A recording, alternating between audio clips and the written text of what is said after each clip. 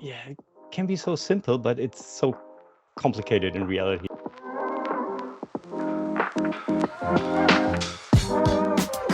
Welcome everyone to a special episode of Tea with Tea. Today I'm joined by Mirko Kloppenburg. But Mirko, why don't you just introduce yourself? Yeah, T. Welcome also from my side. It's great to be your guest. Even if I don't drink tea at all, but maybe water with some vitamins is also okay. So I'm Mirko Kloppenburg, as you said. I'm more or less the new process guy.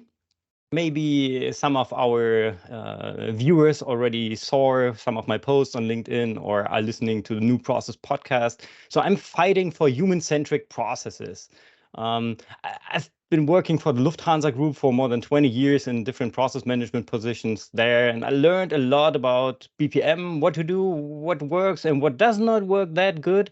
And after COVID, I left the company and started my own venture, rethinking processes with newprocesslab.com. So I'm trying to bring together new work aspects on the one hand side with BPM methods on the other side, to inspire people for processes. Thanks very much. And you have definitely inspired me. And also, yeah, thanks for having me on your podcast a couple of weeks ago.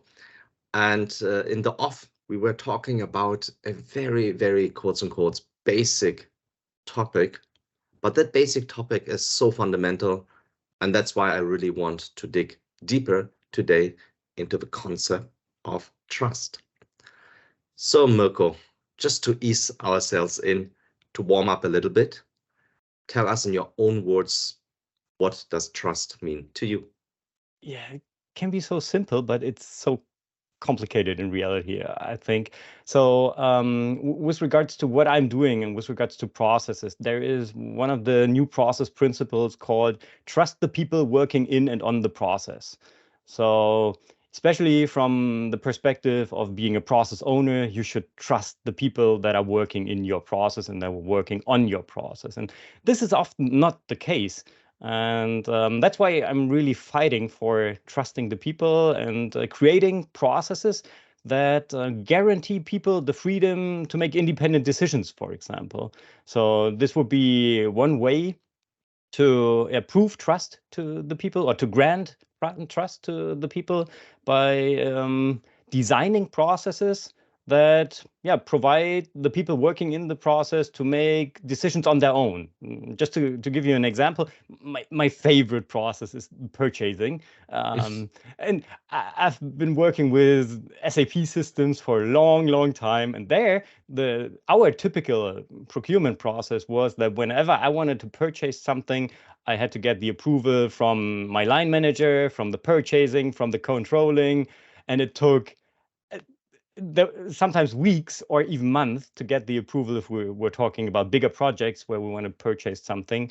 And I don't know why this is necessary. So couldn't it be a process where you provide all the necessary information to the people so that they are aware of the budget, of the financial situation of the organization, of the business needs? Is it really necessary to purchase something now, like hire a consultant or buy material, buy a new machine, whatever? So if you have this transparency, I think the people who need this material, for example, can make the decision on their own if they Mm. should buy it now or if it's not the best idea to spend so much money on equipment right now, for example. And that's where you could take out all these control steps of the process and just fasten up the process and make it easier just by trusting the people.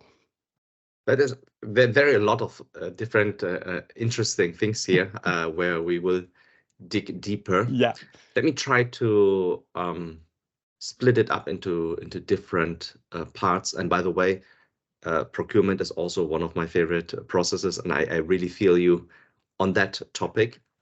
But at the same time, I have actually seen the good and the bad of sure. trusting people too much. So maybe to have a side quest first. Should there something like blind trust exist? Is there something? Should we blindly trusting people? Because I have no reason not to trust them, right? So in German, I would say I give Vertrauensvorschuss to the people. So like a credit. yeah, exactly. But not blind. So, but if we don't know each other, basically, I'm a positive guy, and I would always trust you in the beginning and see how you act and how you react and so on, and how you maintain my trust. And this is, I wouldn't call it blind trust, but something like to give you credit with regards to trust. And then we can see what we both can make out of this. And obviously, don't take me literally, but just going into one spectrum. So, like all my life, I've been in the corporate world, and yes, I worked in different industries, including healthcare. Let's say you need a small surgical procedure. Would you trust me to perform it? Without knowing more about your history, I don't think so. No. All right. Then let's say I am actually a very experienced surgeon. Okay. Yeah. However, I found out that you were the guy who sold me a used car a couple of weeks ago and it broke down. It was a really bad investment. Would you still trust me to perform the surgery? Yeah. And you know that I have a knack for taking things a little bit personal. I think with regards to this kind of job and the level of professionality which is necessary to do it, I still would trust you. And maybe we could have a side discussion on this issue before going into the surgery in the end. But yeah, I think there you have to differentiate between professional aspects and more softer aspects, and then talk about it. Right. Maybe make it to really a concrete, let's stick to the corporate processes world. Let's stick even to purchasing. Let's say you are the procurement manager of a factory. And now I'm your new boss who has absolutely no experience in accounting and controlling, in procurement processes. Of course, everyone has bought something, but to understand, the topics related to purchase requisitions, purchase orders, automation, and things like that, don't.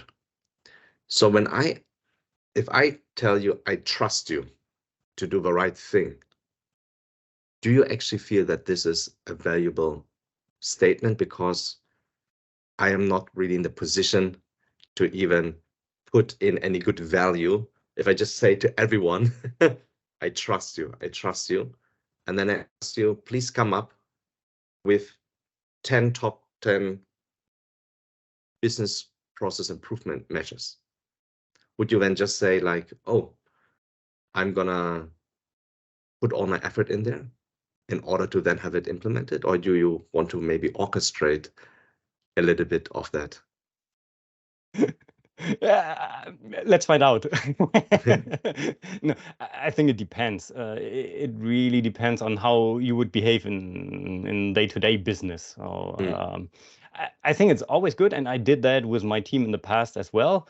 They were the experts, so I had known that they were in this job for years, and they were the real experts for all the nitty-gritty things and decisions. And I was just there if they did not know if they want to go left or right or should go left or right. Then we discussed it, and I asked them, what would you recommend to do? And we discussed their ideas, and I would do the same with you. So ask you for your opinion, ask you if that fits to the strategic direction of the organization, the process, and so on. And then we can find out.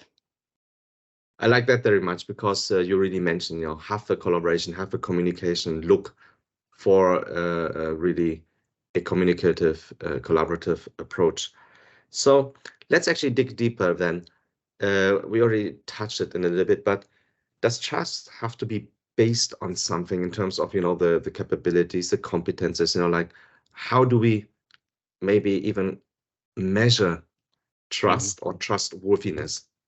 Yeah, in the end, I think it depends on the actions that the people take, and often it is necessary to build trust, for example, by enabling the people, so by providing training and make sure that they have, and this is also part of the example which I explained in the beginning. So if you create an environment and provide all the necessary information and transparency to the people, then I think you can trust them. And I would do the same as a process owner to make sure that I guarantee full transparency on what is coming up. So if I want to design a process or redesign a process, I'll tell the people. I would ask them to bring in their ideas, to involve them into all the project activities, and then to also, together with the people, think about what is necessary to enable them. And even the people who are not part of the project but are working in the process, to think about measures for training and facilitation and so on, and then make sure that the people get all necessary enablement, all necessary information. And I think in a professional world, you should definitely be able to trust them. So maybe there are some bad guys out there who just misuse the trust that you are providing to them. That definitely can happen. And I don't say that I wouldn't check afterwards what is going on here by talking to the people, looking at the indicators and so on, and then try to identify peaks, for example, in money spending or whatever. Doesn't mean to blindly let the operations run and let the people do what they want. That's not what I'm talking about. I'm really talking about setting up a framework where you can then trust the people. And yeah, so that's basically my idea there.